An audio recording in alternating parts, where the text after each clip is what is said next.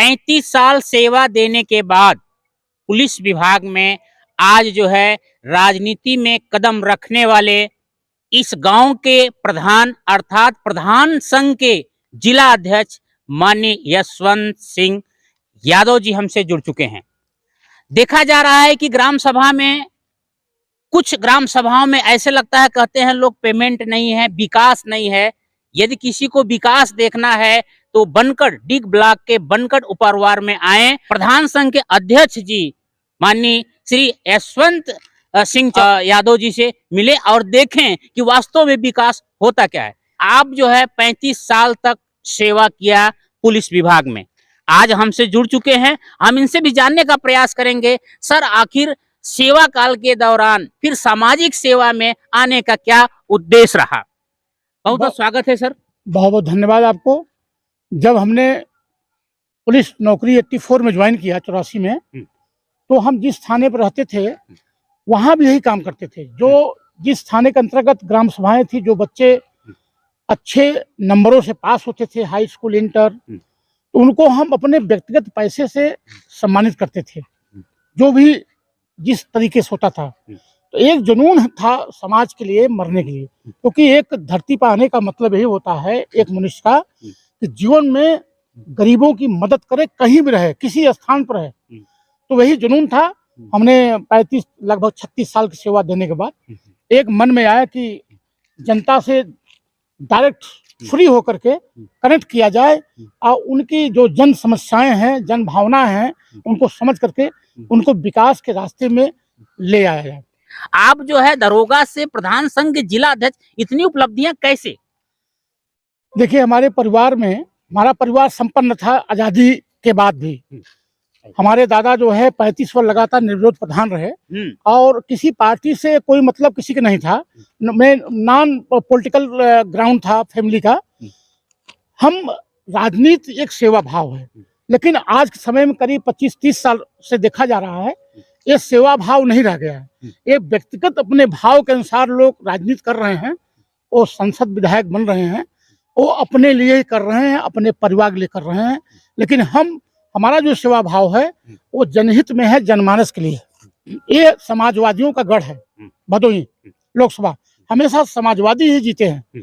लेकिन ऐसे प्रत्याशी को उतार देना, ये तो किसी भी जनता के गले नहीं उतर रहा है। ये मैं बहुत सच्चाई बोल रहा हूँ, क्योंकि लोग चापलूस बहुत हैं राजनीति में। मक्कार टाइप के लोग हैं, दलाल टाइप लोग हैं। वो लोग किसी चीज को जो कमियां हैं उसको बताना चाहिए पार्टी लेवल पर कि ये कमी है।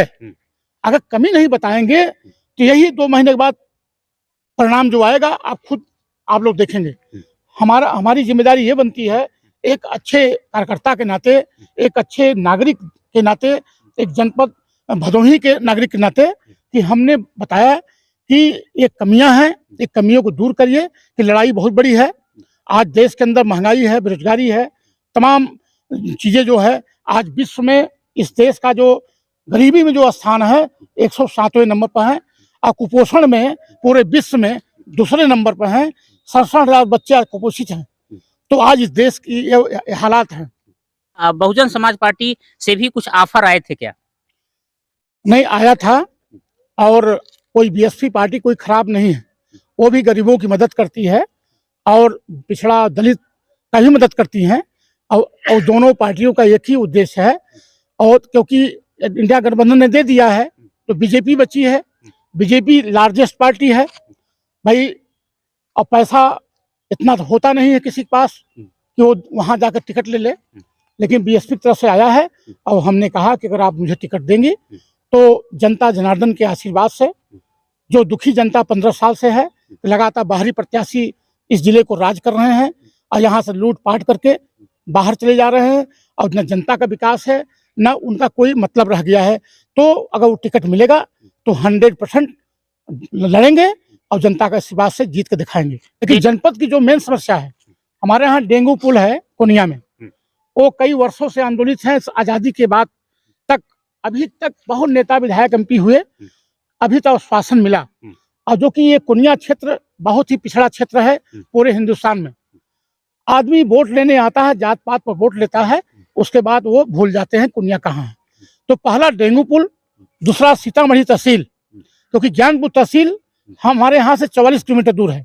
यहाँ के लोग जाते हैं, 200-400 रुपया खर्च करते हैं, करीब 1.5 लाख की संख्या है जनगण से लेकर के। तो हम चाहेंगे सीतामढ़ी एक धार्मिक स्थल भी है, यहाँ पर अगर तहसील बनता है तो जनमानस को फायदा होगा। तीसरा जो है कालीन उद्योग, आज जानते हैं 30 साल पहले पूरी दुनिया में 13वां स्थान था, पूरी दुनिया में कालीन के मामले में। बीच में जो अधिकारी, जो भ्रष्ट नेता पूरी कालीन उद्योग को खा गए हैं। तो मेरी आवाज है कि लाखों वहाँ मजदूर, लेबर और तकनीशियन काम करते थे, आज बेरोजगार हो गए हैं। इसको मैं उठाने का प्रयास करूंगा, ईमानदारी से उसी स्थान पर ले जाऊंगा जो 30 साल 25 साल पहले था। और चौथा हमारा है केएनपीजी कॉलेज। केएनपीजी कॉलेज बहुत पुराना कॉलेज है, अब तक जो है यूपी स्टेट लेवल का यूनिवर्सिटी होना चाहिए था।